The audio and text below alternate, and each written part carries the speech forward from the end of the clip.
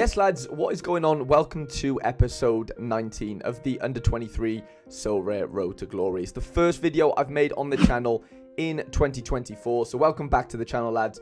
Hope you had a great New Year's. Hope you had a great Christmas if you were celebrating it. And yeah, I'm just buzzing to be back, lads. I did sort of take off a couple of weeks of making videos. I had a busy sort of Christmas period. My girlfriend came over for Christmas. I wanted to spend as much time with her as I possibly could. So unfortunately, content did have to take a little bit of a backseat for a few weeks. But to be honest, as far as the Road to Glory goes, we didn't really have any lineups over this Christmas period. We played a couple of game weeks before Christmas where we won a reward box, which we'll get into. We also won our 220 long form reward, which was a tier 5. But again, we'll get into all that jazz. But yeah, today's episode will be just basically looking back at the last few game weeks, what we got up to, have we bought any players. We've also been lucky enough to have a few donations from some of my closest friends as Christmas presents over this period. So we have really bolstered our squad without having to go into our pocket too much. And as a little side note to that, I will be giving away one of the cards that I got donated to the gallery, so that will be given away to one of you guys. It's a starting goalkeeper at limited, which will be great for some of you guys that are looking to play this game and maybe haven't got a goalkeeper yet, and you watch the channel, you watch the series. I'll let you know at the end of the video how you guys can enter to win that starter limited goalkeeper. But for now, lads, we're going to get into things. We're going to look back on the last game week that we would have played, which would have been game week 433. This is the game week we would have prepped for in episode 18, the last episode I made on this series. And yeah, we'll kick it off with the rewards box special 270 limited, which in the video I didn't think Campos was going to start, did I think I had my doubts basically, because you know the Campos situation was interesting because Amobieta had a new manager take over and he played both goalkeepers basically. He trialed both of them. Campos missed the first game, I think they lost it, and Campos sort of thankfully played the second, and it looks like, well, in this sort of game week they ended up drawing that game at home. So luckily they didn't lose it. Campos scored pretty well. Madsen scored incredibly well as my captain. The rest of the guys didn't really do too much, but it still meant we managed to win a reward box. So I managed to win a light reward box. You'll see it on the screen now. I opened it on my phone. We only ended up winning the boosts from it. You know, the probabilities of us winning a card from that specific reward box was quite low, or very low compared to the other reward boxes. But I did see on Twitter a load of people pulled like incredible cards from them. I seen somebody win a Joey Veerman, which was really interesting. So yeah, managed to win a reward box on my first attempt, which was fun. Then going down to 220, we managed just to hit 220 points on the dot. Koulibaly didn't score a goal. Clerk as our captain conceded 3 goals. And then Ronau lost 3-0 to Bochum. So that wasn't ideal. But that kept us in it for the long form, which you know we will get into. We had another game week to better our long form 220 score. And then in 240, lads, we only managed to pull out a 4-man effort, which almost won the threshold, which was mental. We were 20 points off.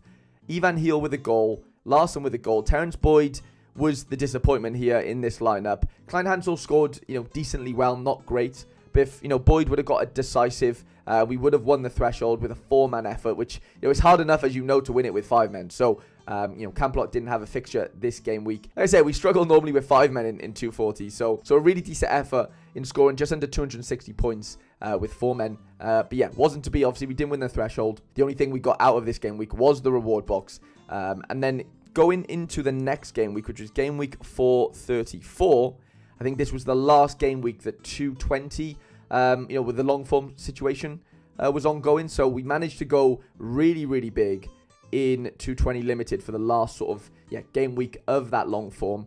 Ronau with a clean sheet, 93.7. Darlin absolutely smashed it. Larson goal, Koulibaly assist. Ivan Heel was the only disappointment. He came off the bench. But it was a massive, massive score for us, which meant that in the Super Cup 220 limited long form, we managed to pull a tier 5. So if we go over to here on Sorare data, it shows that we finished 3,712th. That sort of latest score, the 364 points scored in that 220 in game week 434 was our highest, to be fair, which we really, really needed because, yeah, that basically meant that, you know, it secured us our reward, which was a tier 5. You know, it wasn't great. We'll definitely get into that in a minute. I'll save that. Well, it's not much to save, but, you know, yeah, it wasn't great. As you can imagine, it was a tier 5. But nonetheless, it was a card reward, and that will be given away to one of you guys at the end of the season. And then we had a 240 lineup, which, you know, we played Kampola in. We had Balki, Darland, Cham, and Duhara actually started this game for Leganas. I think they were struggling with injuries for a little while. This was close, as you can see. This was incredibly close. Just over half a point away from the threshold here. Darlin with an unbelievable score. Just gutted. Balki didn't start this game. I captained him. This was a really weird one. This was like the game week where obviously the things in Turkey happened and they suspended games for a week. So these were like the games that should have been played or, did end up getting played. But a week later, and for some reason, Balki, who like literally plays every game, didn't start this game. It was really weird. It kind of, maybe he's just getting rested, fair enough. But it caught me off guard. And it subsequently meant that we didn't hit the threshold, lads. And we were just obviously ridiculously close. At one point, we were hitting it, but we got Opta adjusted down. So that was gutting, to be completely honest with you. But yeah, it is what it is. We can't do anything about it now. This was, multiple game weeks ago. We had to move on from it. So then the next game week we played, which was the one just over Christmas, which was game week 435 between December 22nd and 26th. We managed to put out one lineup, which was a Cap 240 limited lineup. And this is where it got really complicated for me, lads, in the sense that Erdem Kampelat did not play this game for Pendixsport, and I really didn't expect him not to. I've kind of heard reports that Kampelat didn't actually get dropped. He was semi-injured from what I've tried to search on Twitter. A couple of the Turkish reporters have kind of come out and said that, yeah, he wasn't injured, even though he was on the bench. I think he had a slight shoulder problem. But the fact that he was on the bench, I initially thought that he got benched. I thought he lost his place in that sense, because Pendixsport aren't a great team. They don't seem to keep that many clean sheets in. So I genuinely thought he might have lost his place in the team, because he hasn't played for 2 games now. So this is the first game that he didn't play, and it cost us the threshold. Shock horror.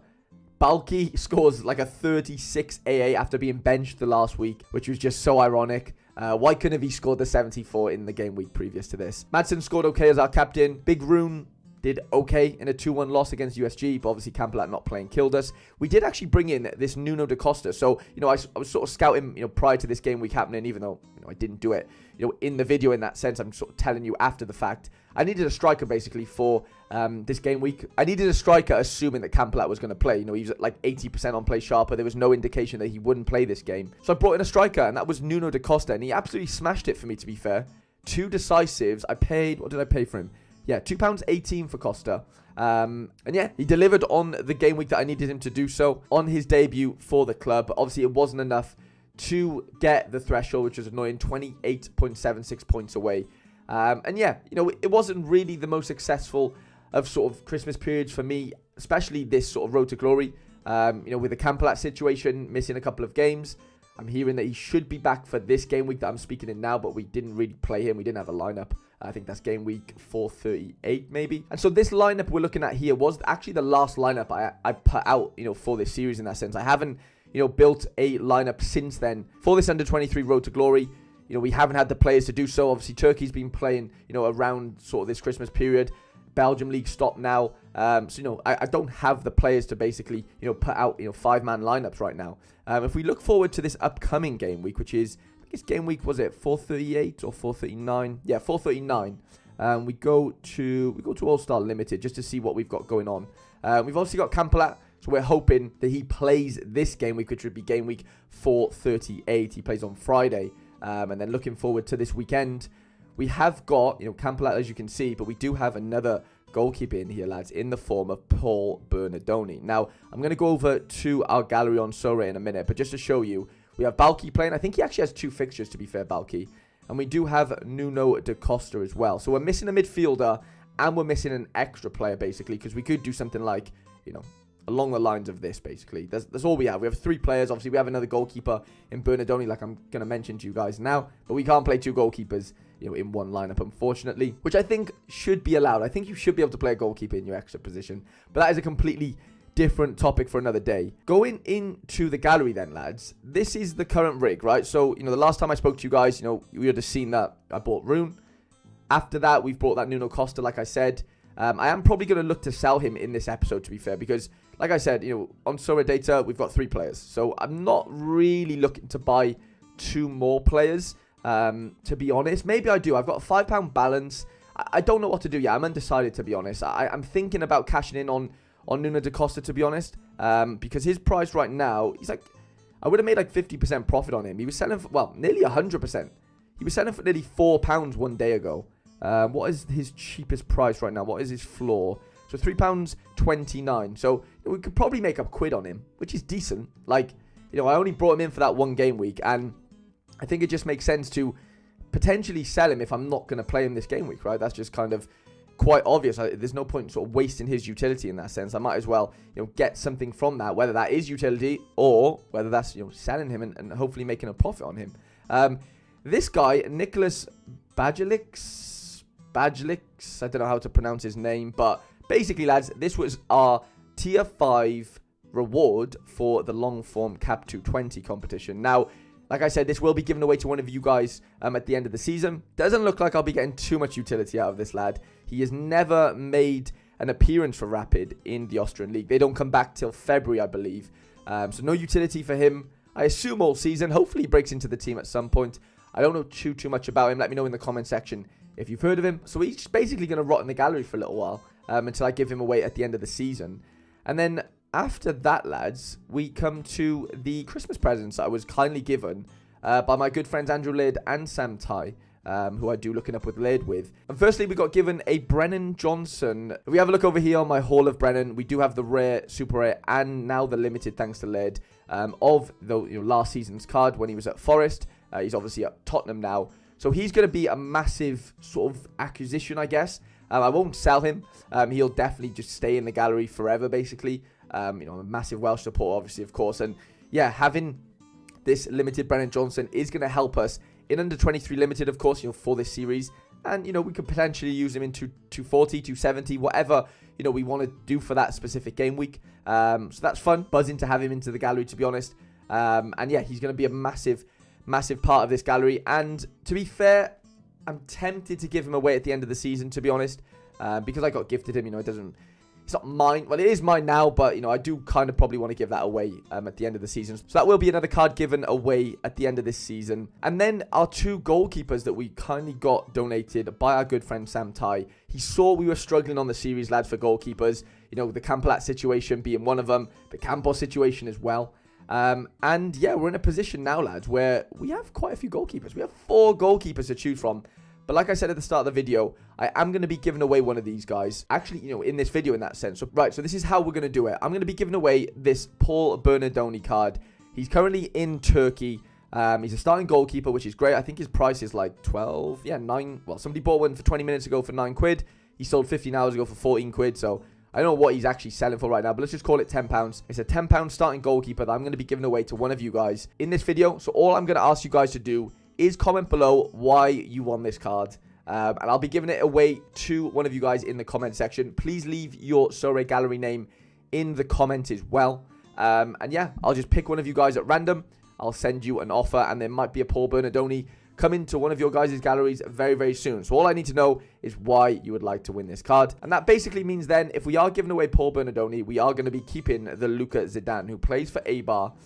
His scores aren't amazing, but it's another starting goalkeeper, lads. Beggars can't be choosers, and we need all the depth we can get. So that basically means then we're going to have 3 starting goalkeepers. Zidane isn't under 23, so he'll primarily be our 240 goalkeeper, I assume, if his cap stays, relatively low. And then Campolat and Campos can kind of be our sort of rotational goalkeepers in under 23 limited, depending on how good their fixtures are, basically. So that's kind of the current rig, lads. With, like I said, very lucky to be able to say that we have a Brennan Johnson in the gallery. Paul Bernardoni will be given away. And then, like I said, Luka Zidane is now our 240 goalkeeper. Big thanks to Sam Ty for making that happen. I've not bought anyone new outside of Nuno da Costa. Like I said, I'll probably be selling him pretty soon.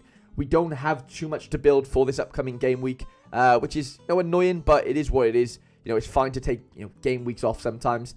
Just looking forward to the weekend or the midweek after that. We have hardly anything. All we have is Bernardoni, but we're going to be giving him away. And then Da Costa, which we said we're going to be, selling him as well. And then looking forward to the game week after that, which will be, the next episode. This will be in episode 20, where you'll see me, I basically have a full sort of gallery back, in the sense that, the Spanish league's back, Premier League as well, the Dutch league. So yeah, we'll be able to build a load of lineups. Well, probably only 3, but it's a load of lineups to me, because I'm only used to building a couple normally. So that'll be fun. So that's something to look forward to in next week's episode. But for now, lads, this is all I've got to give you in this episode. I hope you've enjoyed it. It's been a nice little recap. Like I said, I did take a little break over this sort of Christmas and New Year period, but I'm back. And don't forget, we will be giving away that Paul Bernardoni. In the comment section, like I said, let me know why you think you deserve to win the card. Let me know your Sorare gallery name, and I'll pick one of you guys at random to win that Paul Bernardoni. But it's been a pleasure, lads, recording episode 19 of the Under-23 Sorare Road to Glory on the channel. I hope you enjoyed. If you did, please do leave it a like. And if you're new to the channel, lads, please do subscribe. We're closing in on that 10k subscriber number on the channel. So subscribe on your phone, your laptop, whatever it is. Make multiple accounts, whatever you need to do to get us to that 10k, lads. I do really appreciate it. Content will be flowing regularly on the channel over these next couple of days and weeks to make sure we start this new year off with a bang. Hope you enjoyed the video, lads, and I shall see you guys in the next episode.